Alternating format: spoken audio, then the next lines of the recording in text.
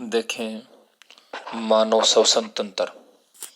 मानव श्वसन तंत्र के अंदर क्या क्या भाग होते हैं, क्या कैसे पढ़ते हैं। देखें सबसे पहले इसके अंदर होता है नासाद्वार, ठीक है ना, या जिसे बोलते हैं नासिका, मतलब नोज, ठीक है ना। तो पहला जो मेंबर है, पहला जो ऑर्गन्स होता है वो क्या होता है अपने पास, नोज, नासाद्वार होता है, ठीक है। उसके बाद जो नंबर 2 पर आता है वो होती है गर्सनी, उसको क्या बोलते हैं, गर्सनी, जैसे इंग्लिश में फेरिंग्स बोलते हैं, क्या बोलते हैं, फेरिंग्स। और नंबर तीन पर अपने पास आ जाता है कंठ। उसके बाद आ जाती है श्वास नली, और श्वास नली आगे क्या होती है, श्वसनी के अंदर विभक्त हो जाती है। किसमें हो जाती है, श्वसनी के अंदर। और श्वसनी आगे चलकर श्वसनिकाओं में हो जाती है। और ये जो श्वसनिकाएं जो है ना, श्वसनिकाएं जिन्हें बोलते हैं, ये फेफड़ों में प्रवेश करती है, फुफ्फुस में। और फुफ्फुस या फेफड़ों के जो लास्ट सिरा जो होता है इनका, श्वसनिकाएं फेफड़ों के अंदर, वहां पर कुपिकाएं होती हैं। और कुपिकाओं से ये कहाँ चला जाता है, श्वसन तंत्र प्रक्रिया। इसके बाद आता है रुधिरवाहिका, ठीक है ना, समझे। देखें अच्छे से समझ लें, ये डायग्राम आपको दिख रहा होगा। सबसे पहले देखें नासाद्वार, जिसे क्या बोला जाता है, क्या नहीं, नासाद्वार का मतलब नासिका ही है, जिसे नोज बोलते हैं। ये श्वसन अंग का पहला अंग होता है जो हड्डी व झिल्ली द्वारा 2 भागों के अंदर विभक्त होता है। और इसके अंदर क्या किया जाता है, पतले महीन बाल पाए जाते हैं जो क्या करते हैं, जितने भी धूल या मिट्टी के कण या फिर कोई जीवाणु वगैरह अंदर प्रवेश करता तो उसे प्रवेश नहीं करने देते। ये नासाद्वार होता। दूसरा जो नंबर है, नंबर 2 पर आता मुख गुहा।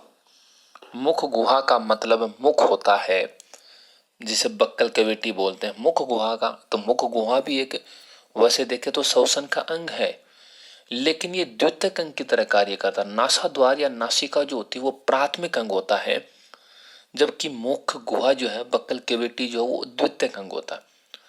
अब क्या होता है कि मुख से हम श्वास लेंगे ना, तो मुख से लिया गया जो श्वास है वो शुद्ध नहीं होगा, जबकि नासिका या नाक के द्वारा लिया गया श्वास शुद्ध होता है, क्योंकि उसके अंदर श्लेष्मा पाए जाते हैं, उसके अंदर महीन बाल पाए जाते हैं जो श्वास को, यानी आने वाली जो वायु उसको क्या कर देते हैं, वो शुद्ध कर देते हैं। लेकिन मुख के अंदर ऐसा नहीं होता है, ठीक है ना। अब क्या होता है, श्वास कहाँ प्रवेश करता है, गर्सनी के अंदर प्रवेश कर जाता है, ठीक है। और गर्सनी से ये कहाँ चला जाता है, श्वास नली के अंदर। और ये जो श्वास नली होती है के अंदर उपास्थित वलय या उपास्थित छल्ले पाए जाते हैं। उपास्थित वलय या जो छल्ले, इनका मतलब ये होता है कि श्वास नली, जैसे श्वास नली है और इसके अंदर ऐसे सी आकार के क्या पाए जाते हैं, छल्ले पाए जाते हैं। और ये सी आकार के छल्ले क्या करते हैं, जब हम श्वास लेते हैं तो श्वास के अंदर जब कई बार कमी हो जाती है, ठीक है ना, वायु की कमी हो जाती है श्वास नली के अंदर, तो ये श्वास नली को पिचकने नहीं देते। ये जो सी आकार के उपास्थित छल्ले होते हैं ये कार्य करते हैं। आगे क्या होता है, यही आगे चलकर क्या होता, श्वास नली है वो श्वसनिकाओं के अंदर विभक्त हो, यानी ब्रोंची और ब्रोंचियल्स जो होते हैं उनके अंदर क्या हो जाती है, डिवाइड हो जाती है। और इसके बाद जैसे ये दे रखा ना में, श्वसनी और श्वसनिकाएं, उसके बाद क्या होता है, श्वसनी और श्वसनिकाओं के बाद क्या होगा, कुपिका, एल्वियोली जो होती है उसके अंदर ये हो जाता है। देखिए आपको दिख रहा होगा डायग्राम के अंदर एल्वियोली, ये रहा। ये क्या कर देता है कि श्वास लेने का जो सतही क्षेत्रफल जो होता है उसको बढ़ा देता है, सतही क्षेत्रफल बढ़ जाता है कुपिकाओं के कारण, ठीक है भाई। अब इनको हम विस्तार से पढ़ेंगे, कौन कौन सा कैसे कैसे कार्य करता है, श्वसन तंत्र जो है उसे किस प्रकार से पढ़ सकते हैं, कैसे डिवाइड करेंगे, ये सारी बातें अब हम देखेंगे, ठीक है जी। नेक्स्ट देखें श्वसन तंत्र का मतलब ये होता है, कोशिकाओं को अपनी क्रिया संपादन के लिए ऊर्जा की आवश्यकता होती है, ऐसा मानते हैं भाई। कोशिकाएं अपना कार्य करती हैं, उसके लिए ऊर्जा की आवश्यकता होती है। इसके लिए ऑक्सीजन का ऑक्सीकरण करती है। ये क्रिया रक्त के माध्यम से पूरे शरीर में पूर्ण होती है तथा CO2 का उत्सर्जन होता है। इस संपूर्ण प्रक्रिया को क्या कहते हैं, श्वसन कहते हैं। या हम कह सकते हैं श्वसन एक ऐसी प्रक्रिया है जिसके द्वारा ऑक्सीजन हमारे शरीर में प्रवेश करता है तथा कार्बन डाइऑक्साइड जो गैस है CO2 जो है उसे बाहर निकालने की प्रक्रिया होती है। इस संपूर्ण प्रक्रिया को हम क्या कहते हैं? श्वसन कहते हैं। अब क्या होता है, श्वसन जो है, रेस्पायरेशन जो है, इसके कई भागों के अंदर विभक्त कर सकते हैं। इसका पहला जो भाग होता है उसे बोला जाता है ऊपरी श्वसन तंत्र, अपर रेस्पायरी सिस्टम। इसके अंदर क्या क्या आता है वो समझे। इसके अंदर देखें, सबसे पहला जो अंग होता है, ये प्राथमिक जो श्वसन का जो अंग है वो हमारे पास होता है नोज, जिसे बोला जाता है नासिका। दिख रहा है सबको नासिका? अब नासिका के अंदर पढ़ने लायक सिर्फ यही बात होती है कि ये श्वसन का पहला अंग होता है। श्वसन का कौन सा अंग होता है? पहला अंग होता है, ठीक है। दूसरी बात ये होती है, इसके अंदर महीन बाल पाए जाते हैं, पतले बाल पाए जाते हैं, जो क्या करते हैं, श्वास के साथ आने वाले वायु जो है, वायु के साथ आने वाले धूल के जो कण हैं, मिट्टी के छोटे मोटे कण हैं, कोई पराग कण है, कोई फफूंद है, कोई जीवाणु वगैरह हैं, वो प्रवेश नहीं करने देते। अर्थात कहने का मतलब ये हुआ कि नाक के अंदर, नासिका के अंदर जो महीन बाल पाए जाते हैं वो क्या करते हैं, आने वाली जो वायु है उसको शुद्धता प्रदान करते हैं, उसे शुद्ध करते हैं। ये प्रमुख काम किसका होता है? हमारे नाक के अंदर जो महीन बाल पाए जाते हैं, झाड़ी नुमाया जो पक्षमाप पाए जाते हैं, जिन्हें हम श्लेष्मा भी कहते हैं, इनका यही काम होता है कि वायु को क्या करते हैं? शुद्ध करते हैं। नंबर 2 पर बात आ जाती है मुख। अब देखें क्या होता है, मुख के द्वारा हम श्वास ले सकते हैं, लेकिन ये हमारा श्वास के लिए प्राथमिक अंग नहीं है। प्राथमिक अंग सिर्फ और सिर्फ क्या होता है? नासिका होता है। ये द्वितीयक अंग, ये कौन सा अंग होता है? द्वितीयक अंग। अब फर्क इतना देखिए, द्वितीयक अंग की तरह भांति व्यवहार करता है, किंतु इसके द्वारा ली गई जो वायु है वो शुद्ध नहीं होती है, क्योंकि मुख के अंदर किसी भी प्रकार के महीन बाल या श्लेष्मा नहीं पाए जाते जो वायु को क्या करें? शुद्ध करें। अतः मुख जो है वो श्वास या श्वसन का द्वितीयक अंग होता है, और ये क्या करता है? वायु को क्या नहीं करता? शुद्ध नहीं करता है। इसके बाद बात आती है गर्सनी, जिसे फेरेंक्स बोलते हैं। गर्सनी क्या होती है? जो नासिका गुहा के पृष्ठ भाग से आहार नाल के ऊपरी भाग तक फैली होती है, यानी नासिका से जस्ट नीचे शुरू होने वाला जो भाग होता है वो अपना गर्सनी कहलाता है। गर्सनी भोजन निगलने में सहायता प्रदान करती है, और इसमें पाए जाने वाले एपिग्लोटस, जिसे ढक्कन भी बोला जाता है, ढक्कन घाटी भी बोला जाता है, यह सुनिश्चित करती है कि वायु श्वास नली में जाए। यानी कहने का मतलब और मकसद सिर्फ यही हुआ कि जो गर्सनी जो होती है, इसकी स्ट्रक्चर जो है वो इस प्रकार होती है कि ये वायु को तो क्या करती है? वायु नलिका में प्रवेश करवाती है, और भोजन जो होता है ना, भोजन जो होता है, खाना जो होता है, फूड जो होता है, उसे भोजन नलिका में प्रवेश करवाती है। ये गर्सनी होती है। ये 2 स्ट्रक्चर होते हैं, इसके 2 भागों के अंदर ये फैली होती है। इसके बाद हमारे पास आ जाता है, इसके बाद हमारे पास आता है स्वरयंत्र या लैरिंक्स, जिसे बोलते हैं। ये क्या करता है? इसमें 9 तरह की उपास्थि बनी संरचना होती है। ये कंठ गर्सनी व श्वास नली को जोड़ती है।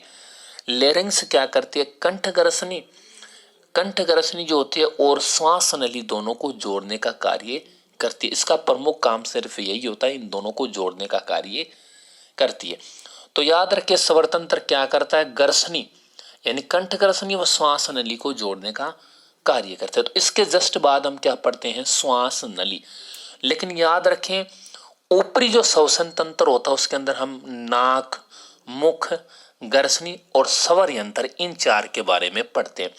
इसके बाद हम पढ़ते हैं निचला श्वसन तंत्र। अब निचले श्वसन तंत्र के अंदर क्या होता है वो सुनेंगे। देखिए, निचला श्वसन तंत्र, लोअर रेस्पिरेटरी सिस्टम। देखिए, श्वास नली, ट्रेकिया, इसमें सिर्फ यही समझते हम कि श्वास नली के अंदर सी आकार के उपास्थि छल्ले पाए जाते हैं, और ये छल्ले क्या करते हैं? श्वास नली को पिचकने से रोकते हैं। कब रोकते हैं पिचकने से? जब हमारी श्वास नली के अंदर वायु की कमी हो, तथा उपकला श्लेष्मा निर्माण करते हैं जो शुद्ध वायु को फेफड़ों तक आकर्षित करती है, और ये शुद्ध वायु को फेफड़ों तक अग्रसित यानी आगे भेजने का कार्य करती है। श्वास नली ऐसा करती है। ठीक है, अब श्वास नली आगे जाकर श्वसनी के अंदर विभक्त होती है। किसमें विभक्त होती है, सुन लेना भाई। श्वास नली आगे चलकर किसमें विभक्त हो जाती है, श्वसनी के अंदर। किसके अंदर, श्वसनी। और यही श्वसनी आगे चलकर श्वसनिका में विभक्त हो जाती है। किसमें विभक्त हो जाती है, श्वसनिका के अंदर विभक्त हो जाती है। अब समझेंगे बात को, विभक्त हो जाती है तो क्या होता है। देखिए, श्वास नली अंत में बाई व दाई श्वसनिकाओं के अंदर बढ़ जाती है। अब सुनना ना, तृतीयक श्वसनी से छोटी छोटी श्वसनिकाएं बनती है जो एक वक्षनुमा आकार लेकर गैसों का विनिमय करती है। यानी कहने का मतलब सिर्फ यही हुआ, श्वास नली जो है वो आगे चलकर दो भागों के अंदर विभक्त हो जाती है, जिन्हें अब दाएं भाग और बाएं भाग, तो बाएं वाला भाग बाएं श्वसनी कहलाता है, दाएं वाला भाग दाएं श्वसनी कहलाता है। और ये श्वसनी जो होती है वो आगे चलकर छोटी छोटी श्वसनिकाओं के अंदर विभक्त हो जाती है।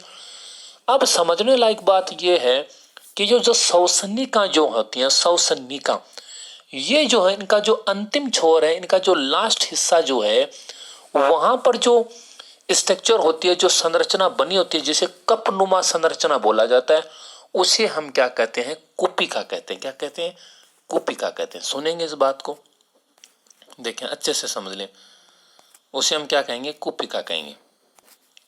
तो देखें, श्वसनिकाओं का अंतिम छेद एक कपनुमा संरचना जिसमें सल की उपकला पाई जाती है, कुपिका कहलाती है। ये कोशिकाओं में प्रवाहित रुधिर से गैसों का विनिमय करती है। ये रुधिर से क्या करती हैं, गैसों का विनिमय करती है। कौन करती है, ये कुपिकाएं करती है। अब आगे सुने, ये कुपिकाएं हैं, ये कहाँ तक जाती हैं, इनकी भी कहानी आप सुन लेना आगे। इसके बाद हमारा श्वसनिक अंग में आ जाता फेफड़ा, लंग्स। ये लचीले, कोमल व असंख्य श्वास नलिकाओं, कुपिकाओं व रक्त वाहिनियों, झिल्लियों से बनते हैं।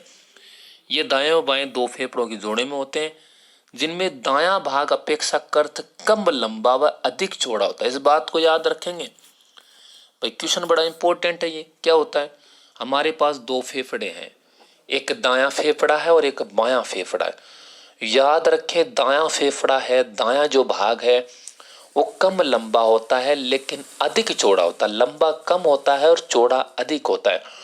और बाएं में क्या होता है, दो खंड व दाएं में तीन खंड होते हैं। याद रखें, बायां जो भाग है उसमें दो खंड व दाएं भाग में तीन खंड होते हैं। प्रत्येक फेफड़ा स्पंजी ऊतकों से बनता है, जिसमें कई कोशिकाएं पाई जाती हैं। ये हमें याद रखना है। तो ये तो हमारा श्वसन तंत्र था। अब श्वसन तंत्र के बाद क्या होती है, श्वसन मांसपेशियां आती हैं। वो क्या करती हैं, सुनना। श्वसन मांसपेशियां क्या करती हैं, इसके बारे में सुने। क्या होता है, ये मांसपेशियां श्वास लेने व छोड़ने में सहायक हैं। श्वसन के लिए मध्य पर यानी डायफ्राम जो होता है, डायफ्राम जो कि कंकाल पेशी की पतली चादरनुमा संरचना होता है, के संकुचन से वायु फेफड़ों में प्रवेश करती है व शीतलन से फेफड़ों से बाहर निकलती है। देखिए, याद रखेंगे आप, श्वसन मांसपेशिकाओं यानी श्वसन के अंदर महत्वपूर्ण जो भूमिका होती है वो किसकी हो रही है, डायफ्राम की हो रही है। कैसे हो रही है, देखिए, डायफ्राम संकुचित होगा। क्या होगा, संकुचित होगा, तो जो बाहर से जो वायु है वो फेफड़ों के अंदर प्रवेश करेगी। और जैसे ये शीतलन होगा, शिथिल होगा, तो फेफड़ों से बाहर निकलेगी। यानी ये वायु प्रवेश कर रही है तो फेफड़ों के कारण ये प्रवेश कर रही है, सॉरी डायफ्राम के कारण प्रवेश कर रही है और इसी के कारण वापस बाहर निकले। इसका मतलब ये हुआ कि हमारे श्वसन के अंदर या श्वसन मांसपेशियों के अंदर, श्वसन की प्रक्रिया के अंदर डायफ्राम का महत्वपूर्ण कार्य होता है। पसलियों में विशेष प्रकार की मांसपेशियां पाई जाती हैं जो डायफ्राम के संकुचन व शीतलन में क्या करती हैं, मदद करती हैं। अब क्वेश्चन ये है कि भाई डायफ्राम है वो कैसे संकुचित होता है, वो शीतलित होता है। तो वो पसलियों में विशेष प्रकार की मांसपेशियां पाई जाती है, उनके कारण ये डायफ्राम क्या करता है, संकुचित हो जाता है। तो याद रखें, डायफ्राम जो होता है वो जब भी संकुचित होगा तो वायु फेफड़ों में प्रवेश करेगी और वो शीतलन होगा तो वायु फेफड़ों से बाहर निकल जाएगी। ये याद रखने लायक बात है।